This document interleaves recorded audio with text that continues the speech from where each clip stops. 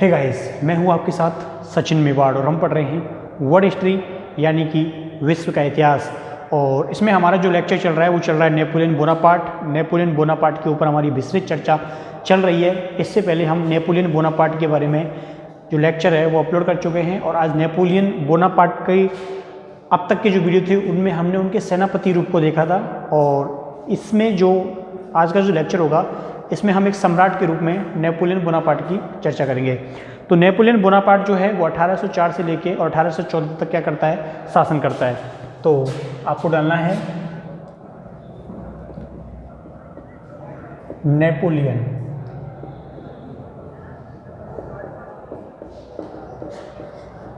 एक सम्राट के रूप में,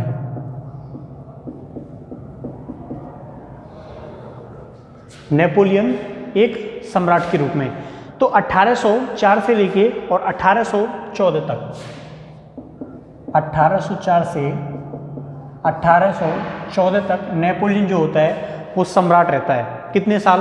10 साल। लेकिन 10 साल ज़बरदस्त साल इसके रहते हैं। इसके दरमियान जो यूरोप की धुरी है वो फ्रांस के ऊपर घूमती थी।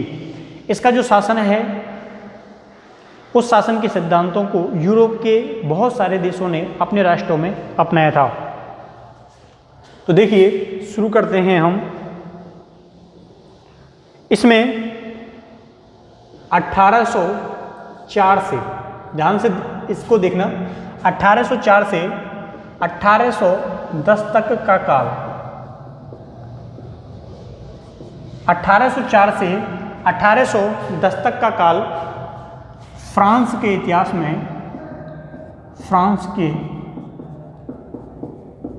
में नेपोलियन युग के नाम से, नेपोलियन युग, ठीक है, फ्रांस के इतिहास में नेपोलियन युग के नाम से जाना जाता है।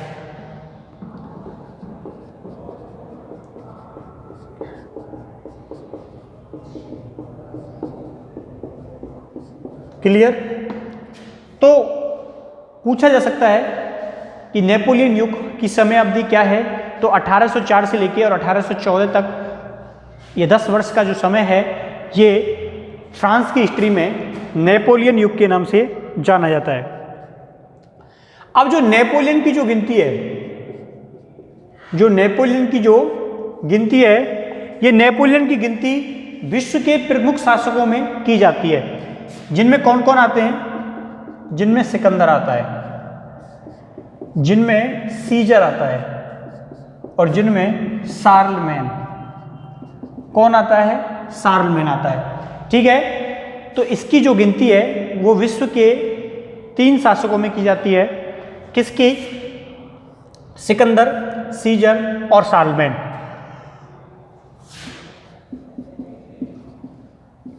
विश्व के महान शासक, विश्व के महान शासकों में सिकंदर की जो गिनती है, शार्लमेन की जो गिनती है, सीजर की जो गिनती है, ये की जाती है नेपोलियन की। अब इन शासकों में ये पॉइंट्स आपको बहुत अच्छे से ध्यान रखने हैं, क्योंकि इन पॉइंट से ही क्वेश्चन पुटअप होता है वर्ल्ड हिस्ट्री से कि निम्न में से कौन से 4 शासक विश्व के महत्वपूर्ण शासकों में शामिल किए जाते हैं, या नेपोलियन की तुलना विश्व के किन शासकों के साथ की जाती है। ऐसे क्वेश्चन पूछे जा सकते हैं, ठीक है। अब देखिए, नेपोलियन जब शासक बनता है, नेपोलियन जब शासक बनता है, नेपोलियन जब शासक बना तो इसके सामने बहुत सारी चुनौतियां थी। क्या चुनौतियां थी? एक तो था गुट,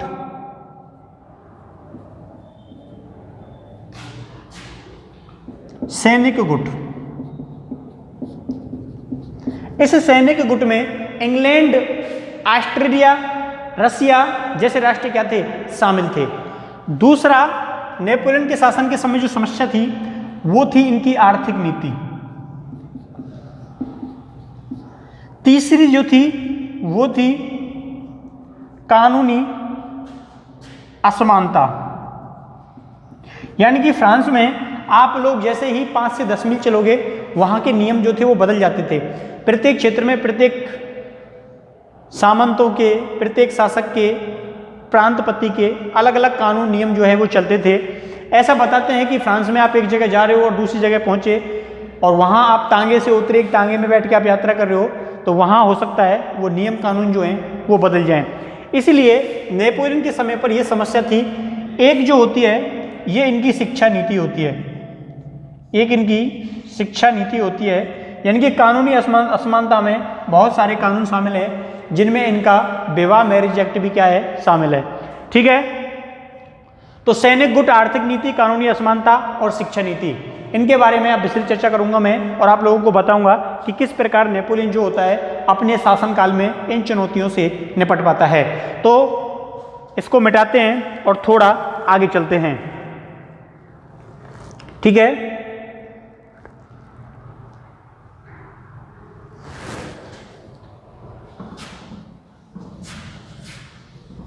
देखिए मैंने आपको बताया था जब मैं एक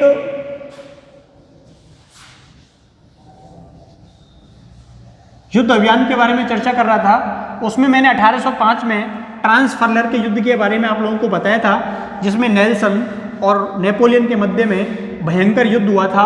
और वो जो युद्ध हुआ था वो एक जल युद्ध था, और जल युद्ध में आप लोग जानते हो कि इंग्लैंड की जो शक्ति है वो क्या थी, अद्वितीय थी। ठीक है, तो 1805 का ट्रांसफर्लर, कौन सा, 1805 का ट्रांसफर्लर। ठीक है, 1805 का ट्रांसफर्लर जल युद्ध, ये जो युद्ध लड़ा गया था वो ब्रिटेन की ओर से उनके महान सेनापति थे, जल सेनापति थे नेल्सन। ठीक है, तो नेल्सन जल सेनापति, इनके बारे में पढ़ना, बहुत तगड़े सेनापति हुए थे ये। इनके सामने जल में कोई टिक पाए ये बहुत बड़ी बात थी। नेल्सन क्या थे, जल सेनापति थे। और ये जो युद्ध लड़ा गया वो ब्रिटेन और लड़ा गया फ्रांस में। इस युद्ध में जो दो सैनिक शक्तियां एक साथ लड़ रही थी वो थी स्पेन और फ्रांस।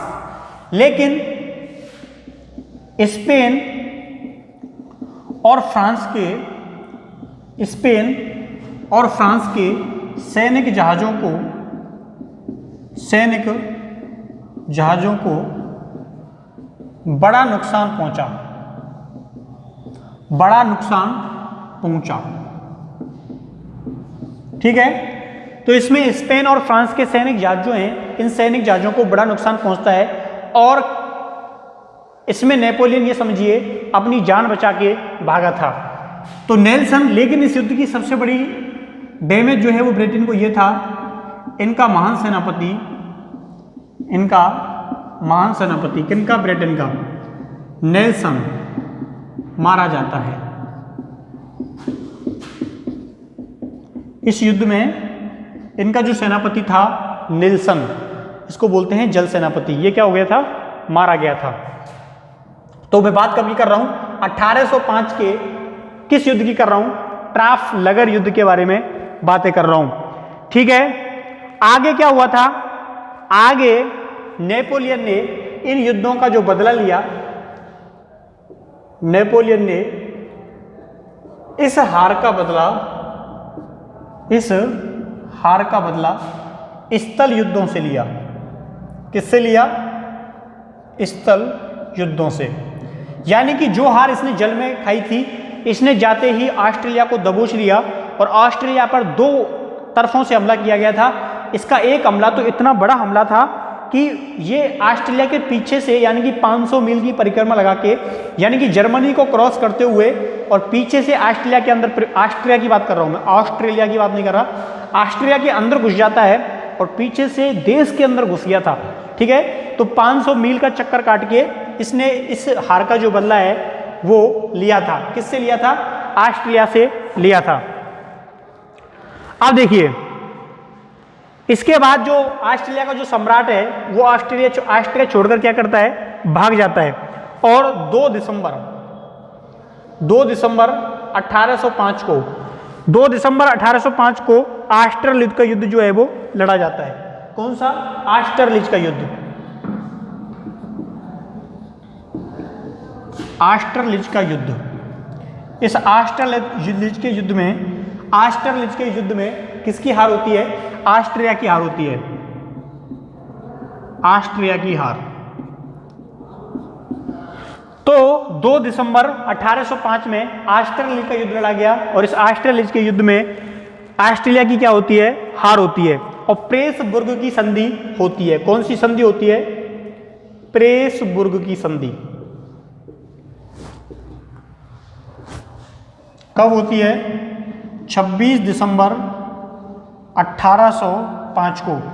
तो प्रेसबुर्ग की संधि ऑस्ट्रेलिज युद्ध के हार के बाद, जिसमें ऑस्ट्रेलिया क्या हो गया था? परास्त हो गया था और इस हार के बाद उसे नेपोलियन के साथ कौन सी संधि करनी पड़ी थी? ऑस्ट्रेलिज की संधि करनी पड़ी थी, जिसमें ऑस्ट्रेलिया की हार होती है। प्रेसबुर्ग की संधि होती है 6 दिसंबर 1805 को। ये क्वेश्चन जो है एक बार फर्स्ट ग्रेड में पूछा जा चुका है कि प्रेसबुर्ग की संधि जो है वो किन 2 राष्ट्रों के मध्य में हुई थी। ठीक है, तो इसलिए काफी ज्यादा महत्वपूर्ण है, आप लोग नोट डाउन कर लेना, लिख लेना इसको।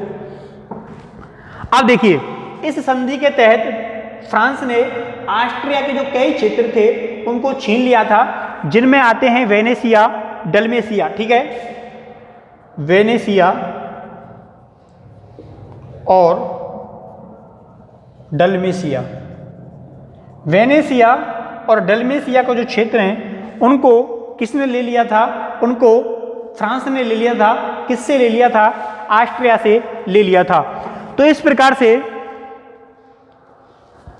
यहां पर ऑस्ट्रिया की हार के साथ ही नेपोलियन की जो प्रतिष्ठा है वो पूरे क्षेत्रों में फैल जाती है। इसी के आधार पर हॉलैंड के किस क्षेत्र की बात कर रहा हूं मैं?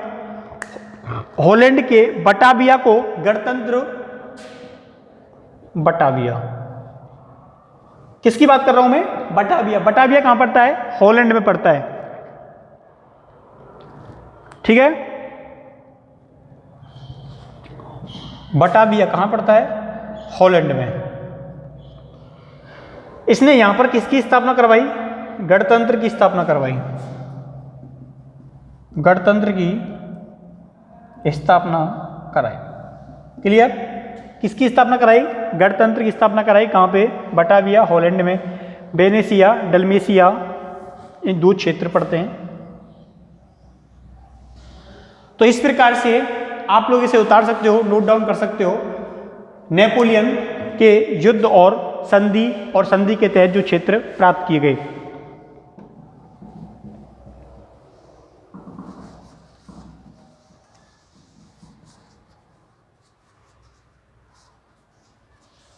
चलिए, अब इसके बाद क्या किया? जो जर्मन है, उन जर्मन के क्षेत्रों का, इसके छोटे छोटे जो पहले क्षेत्र बने हुए थे, उनका इसके द्वारा एकीकरण करके और वहां पर अपने समर्थक राजा को बिठा दिया गया और राइन राज्य संघ का निर्माण किया। राइन राज्य संघ का निर्माण किया। ठीक है,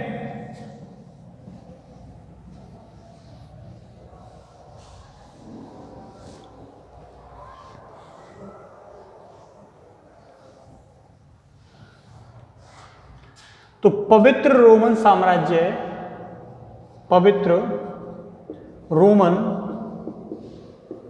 साम्राज्य का अंत करके राइन संघ की नींव डालता है।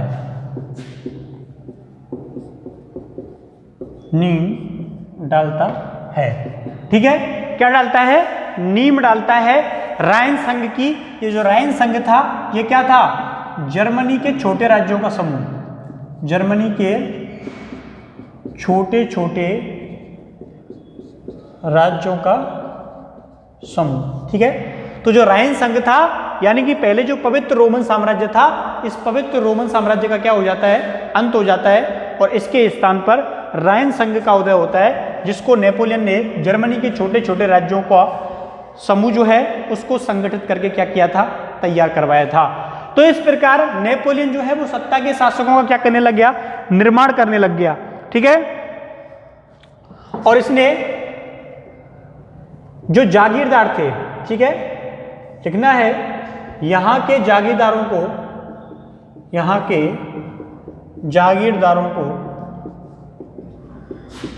राजा का पद सृजित किया। क्या किया, राजा का पद जो है वो क्या किया, सृजित किया। क्लियर।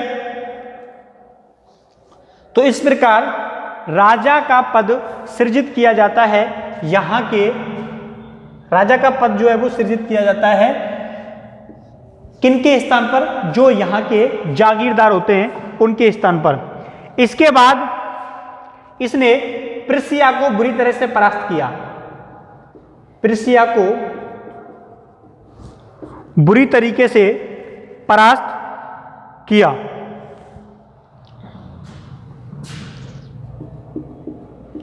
बुरी तरह से परास्त किया। और प्रिसिया को परास्त करने के बाद जो नेपोलियन होता है वो कहां प्रवेश करता है, बर्लिन में प्रवेश करता है। ठीक है, बर्लिन में नेपोलियन प्रवेश करता है। कैसे करता है, एक विजेता की भांति, एक विजेता की भांति बर्लिन में नेपोलियन का प्रवेश होता है। किसकी हार के बाद, प्रिसिया की हार के बाद।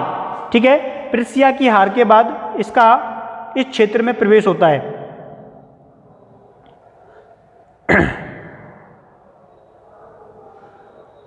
इसके बाद में अंतिम जो देश बचा था जिससे इसे युद्ध करना था वो देश था रूस। तो इसके द्वारा रूस के साथ एलाऊ का युद्ध लड़ा गया। रूस के साथ एलाऊ का युद्ध लड़ा जाता है। इसमें नेपोलियन के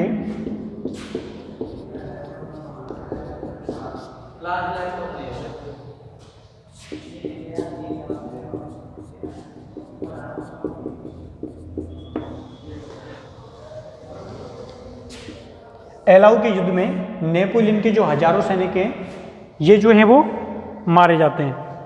ठीक है, और रूस भी होता है वो इसमें, ये मतलब युद्ध जो था एक प्रकार से अनिर्णायक युद्ध साबित होता है।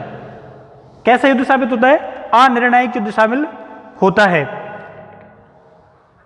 इसके बाद एक युद्ध और लड़ा जाता है, फ्रीडलैंड का युद्ध। कौन सा युद्ध लड़ा गया, फ्रीडलैंड का युद्ध। ठीक है, अब ये जो युद्ध लड़ा गया था फ्रीडलैंड का युद्ध, इस फ्रीडलैंड के युद्ध में किसकी हार होती है, रूस की हार होती है। रूस की हार होती है। तो पहला युद्ध जो लड़ा गया था एलाऊ का युद्ध लड़ा गया था, इसमें ये युद्ध जो है वो कैसा होता है, अनिर्णायक युद्ध साबित होता है, अनिर्णायक युद्ध। लेकिन जो दूसरा युद्ध लड़ा गया था क्या नाम था, फ्रीडलैंड का युद्ध था। इस फ्रीडलैंड के युद्ध में रूस की क्या होती है, हार होती है। इसके बाद 14 जुलाई, इसके बाद 14 जुलाई, कब की बात कर रहा हूं मैं, 14 जुलाई 1808 की बात कर रहा हूं। ठीक है, और इस युद्ध में ये जो युद्ध होता है 14 जुलाई 1808 को, इस युद्ध को बोलते हैं मैरीगो का युद्ध। क्या नाम दिया इसका, गया इसको मैरीगो, मैरीगो का युद्ध। ठीक है, और इस मैरीगो का युद्ध जो होता है ये बहुत ही खतरनाक युद्ध जो है वो मैरीगो का युद्ध लड़ा गया था। और इसमें रूस, इसमें जो रूस होता है, इसमें जो रूस होता है उस रूस को निर्णायक क्या खानी पड़ी थी, शिकस्त खानी पड़ी थी। रूस जो है इस युद्ध में परास्त हो गया था, और रूस जब इस युद्ध में परास्त हो गया तो अब उसकी क्षमता नहीं थी कि वो वापस से नेपोलियन के साथ क्या कर सके, युद्ध कर सके। तो मैरीगो के युद्ध में रूस की एक और हार होती है, एक और हार होती है। और जब रूस की एक और हार होती है तो इसके बाद 14 जुलाई 1708 को मेरीगो के युद्ध के बाद रूस इस स्थिति में नहीं था कि वो अब युद्ध कर सके, इसलिए रूस के द्वारा क्या कर ली जाती है, संधि कर ली जाती है, और इसको बोलते हैं टिलसिट की संधि। टिलसिट की संधि। कौन सी संधि की? टिलसिट की संधि जो है वो रूस जो है वो कर लेता है। ठीक है, तो इसके बाद, इस युद्ध के बाद जो नेपोलियन की जो प्रतिष्ठा होती है वो कहाँ पहुँच जाती है, अपने चरम पर पहुँच जाती है। और नेपोलियन बोनापार्ट जो होता है वो पूरे यूरोप में बहुत प्रसिद्ध हो जाता है। उसकी जो प्रतिष्ठा है, किसकी? नेपोलियन की जो प्रतिष्ठा है वो अपने चरम पर होती है। ठीक है, तो इस प्रकार से नेपोलियन बोनापार्ट का मैंने आपके जो पृष्ठीय शासन बनने के बाद जो प्रमुख युद्ध थे उन प्रमुख युद्धों को आप लोगों को बता दिया। ठीक है,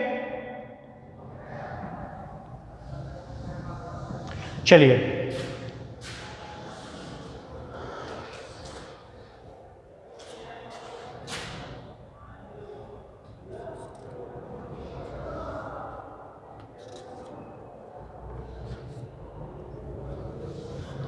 अब ये तो इसकी प्रतिष्ठा के काम थे, जो इसकी महत्वपूर्ण प्रतिष्ठा होती है। अब मैं आपको बताऊंगा कि नेपोलियन के पतन के कारण क्या क्या होते हैं, क्योंकि कोई भी आदमी अपनी प्रतिष्ठा पर चढ़ता है तो फिर वो एक दिन पतन की ओर भी अग्रसर होता है। तो नेपोलियन के सम्राट के रूप में बहुत ही शानदार युद्ध इसके द्वारा लड़े जाते हैं, लेकिन इसके पतन के कारणों में कौन कौन से कारण महत्वपूर्ण होते हैं वो देखिए।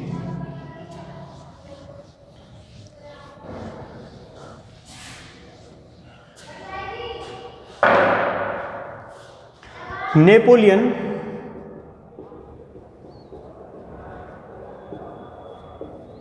के पतन के कारण, किसके? नेपोलियन के पतन के कारणों के बारे में हम अध्ययन कर रहे हैं। तो सबसे पहला जो कारण माना जाता है नेपोलियन के पतन के पीछे, वो माना जाता है नेपोलियन बोनापार्ट की आवश्यकता से अधिक महत्वाकांक्षाएं। ठीक है, महत्वाकांक्षाएं। इन महत्वाकांक्षाओं को नेपोलियन के महत्वाकांक्षाओं को दिया जाता है। महत्वाकांक्षाओं को दिए जाने के पीछे जो कारण माना जाता है वो ये कारण माना जाता है कि इसने अपने नए नए शत्रुओं को जन्म दिया था। इसने अब इससे इसके आक्रमणों से परेशान होकर, इसकी राज्य विस्तार की नीतियों से परेशान होकर जो छोटे छोटे राज्य थे, जो पहले इसके समर्थक थे, वो भी क्या बनने लगे? इसके शत्रु बनने लगे। इसलिए इसकी जो महत्वाकांक्षाएं हैं वो क्या नहीं हो रही थी? शांत नहीं हो रही थी। और इसी महत्वाकांक्षाओं के लिए इसके जो कारण हैं वो माने जाते हैं। दूसरा जो महत्वपूर्ण कारण है वो है शारीरिक कमजोरी। नेपोलियन बोनापार्ट इतने वर्षों से क्या कर रहा था? युद्ध कर रहा था।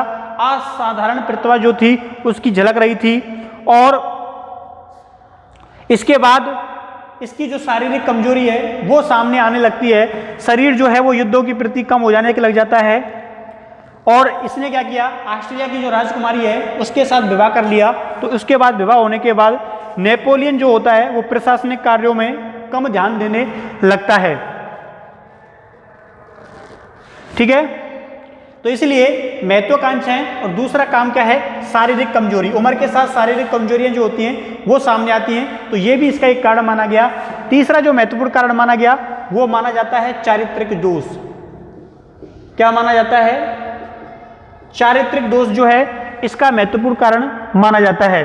ठीक है, इस चारित्रिक दोष का क्या मतलब है कि नेपोलियन बोनापार्ट जो था वो बहुत ज्यादा क्रोधित हुआ करता था, गुस्सा हुआ करता था, जिससे इसके दरबारी सहयोगी और जो सहयोगी जो सैनिक होते थे उनको भी कई बार बुरा भला कहते थे या फिर सेना से निकाल दिया करता था।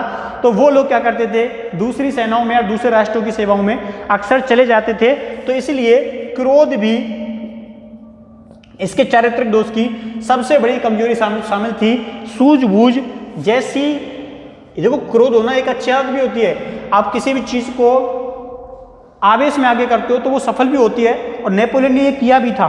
ठीक है, लेकिन कई जगह ये कमजोरी का कारण भी बन जाती है क्योंकि व्यवहार को खत्म कर देती है।